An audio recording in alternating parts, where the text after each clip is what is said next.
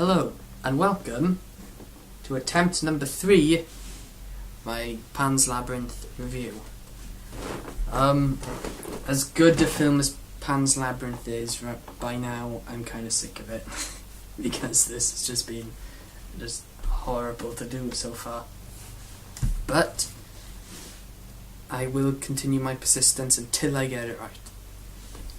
Pan's Labyrinth is an excellent film.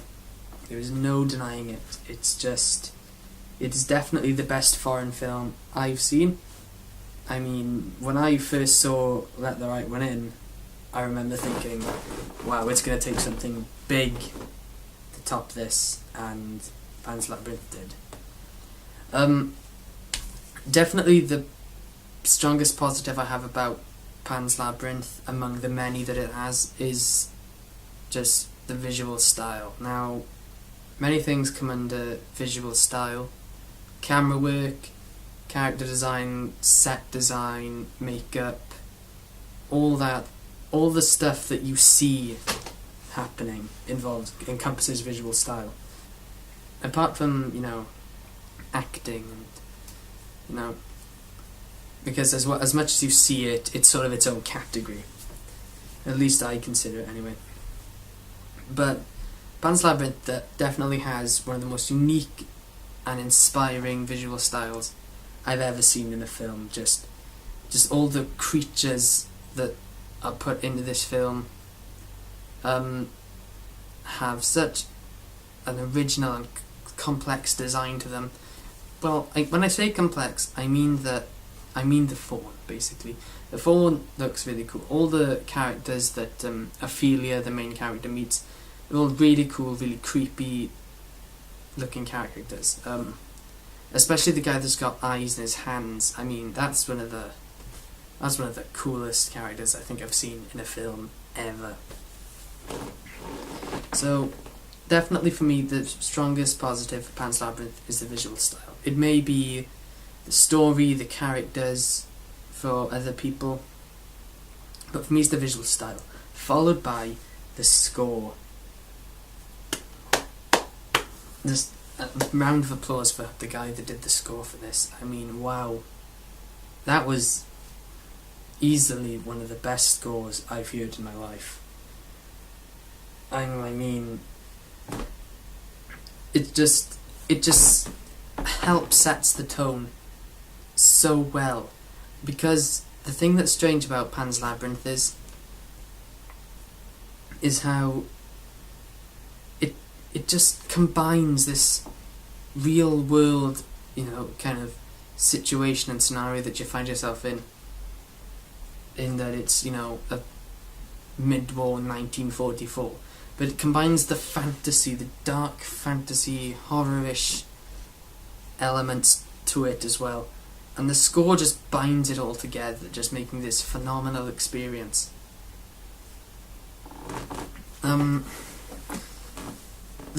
Another positive I have about it is it's a grown-up fairy tale world, which, to me, as a film, just, I think, works so well and just should be done more often. I mean,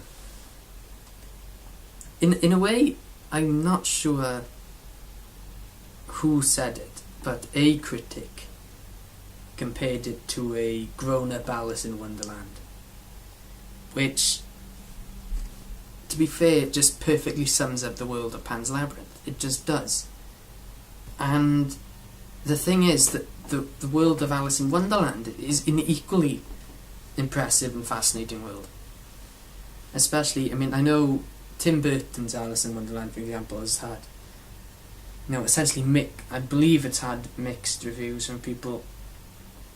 But certainly the thing that I liked about it was just how cool and just unique and interesting everything looked. It was just this fantastic looking fantasy world.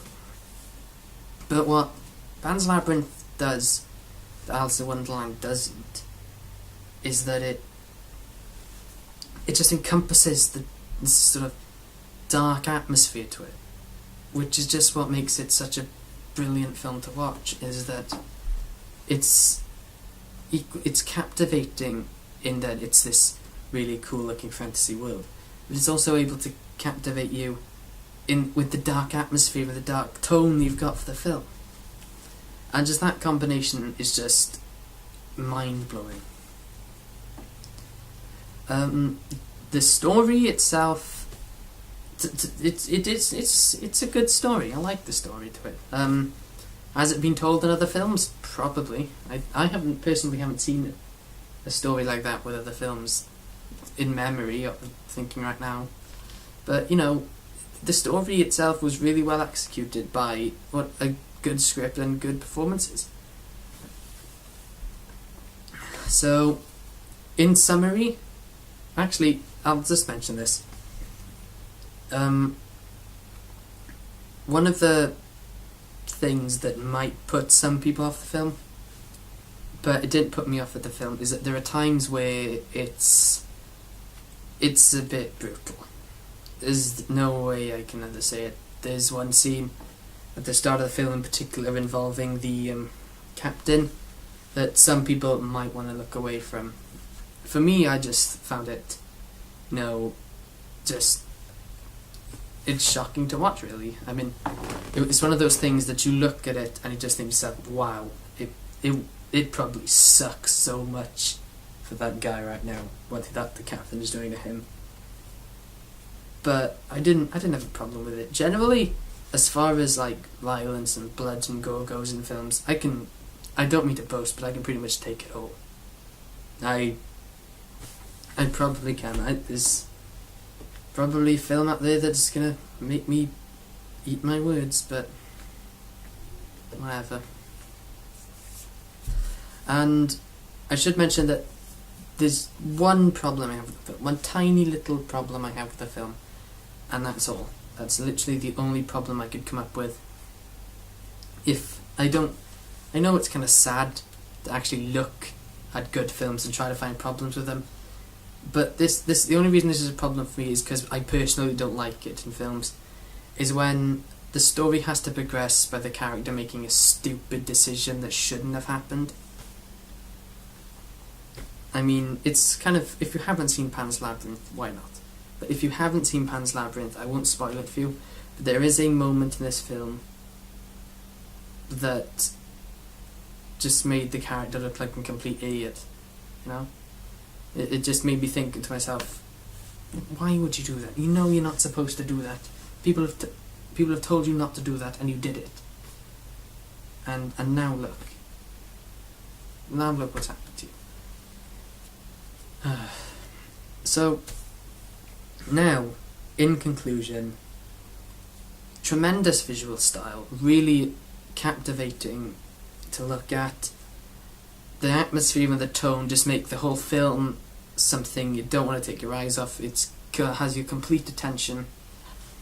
An impressive script and acting, with a decent story. And despite my little problem with it, there is no way I could give Pan's Labyrinth anything less than 5 out of 5. So, thank you for watching my review. I hope you found it informative.